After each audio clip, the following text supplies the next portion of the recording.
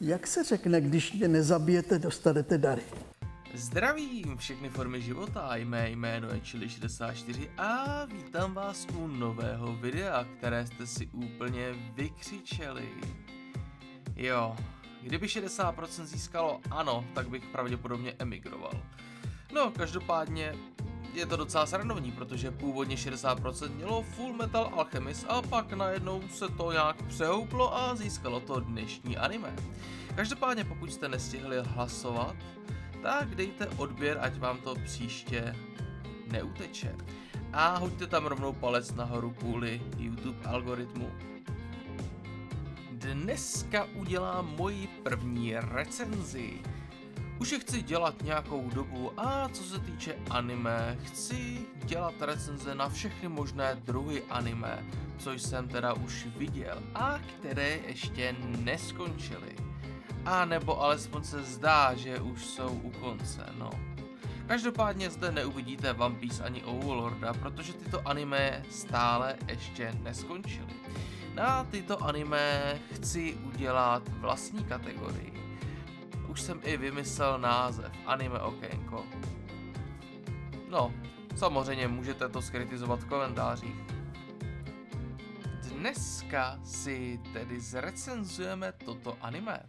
Campfire Cooking in Another World with my absolute skill. Anime vyšlo v roce 2023, má 12 epizod a já osobně mu dávám 7 z 10. Jedná se o komediální fantasy isekai s velkou porcí vaření. Hlavní postava Mukura Tsushi je přemístěn do nového světa, aby pomohl porazit pána démonů. Bohužel pro krále nemá schopnost, co by byla k užitku, a tak ho vyhodí s pouhými 20 zlatými a Mukoda se vydává na pouť po světě. Když v tom se objeví legendární monstrum a začne briefing. Děláme si briefing. Už mi taky vyhládlo. Tak já přinesu pánev a natlakuju vařič.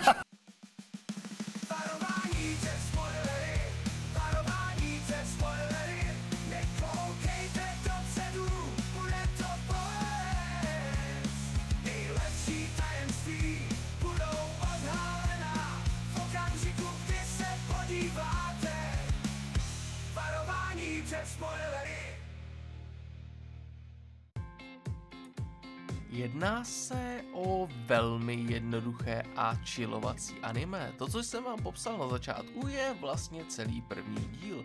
Ovšem to, co jsem vám zamlčel, je to, že hlavní postava může nakupovat v online shopu, takže si cokoliv může koupit, tedy pokud má peníze.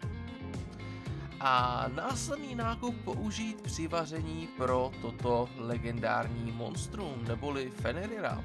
Každý díl je hlavně o jídle a lovu příšer a později se k ním přidá i roztomilý slime, který se skvěle hodí na recyklaci všeho odpadu z našeho světa. Mě osobně to bavilo daleko více než většina takovýchto anime. Prostě si sedněte a koukněte se, jak se to krásně smaží. Samozřejmě, že se zde budou opakovat hlášky u jídla jako to je skvělé a podobně, ale každé jídlo je jiné. Příprava všeho jídla je tu běžnou rutinou a Mukoda připravuje různá jídla z různých monster, co Fenrir zabil. Všechno zpracovat, uvařit a jede se dál. Orky, chiméry, ještěrky, zlobry, prostě všechno. Příšery jsou zde klasickou potravou a je to delikatesa jíst různé druhy monster v tomto světě. Samozřejmě nesmíme zapomenout na bohy, nebo spíš bohyně, co za jakoukoliv sladkost vymění požehnání. Ano, toto anime má i špatné stránky a není to nic světoborného, ale já sám jsem se na něj rád podíval a mohu vám ho vřele doporučit na zkouknutí, protože tu nejde hlavně o příběh, ale o to si to užít. No, tak to bychom měli. Zde máte mé hodnocení a v komentářích mi můžete dát váš názor a vaše hodnocení tohoto anime. Jinak ještě na konec tyto recenze nechci dělat jako ostatní a rozhodně nechci u anime popisovat celý děj, protože to nemá smysl. Spíše vám chci předat můj názor o různým anime a pobavit se s vámi o tom. No, takže jo.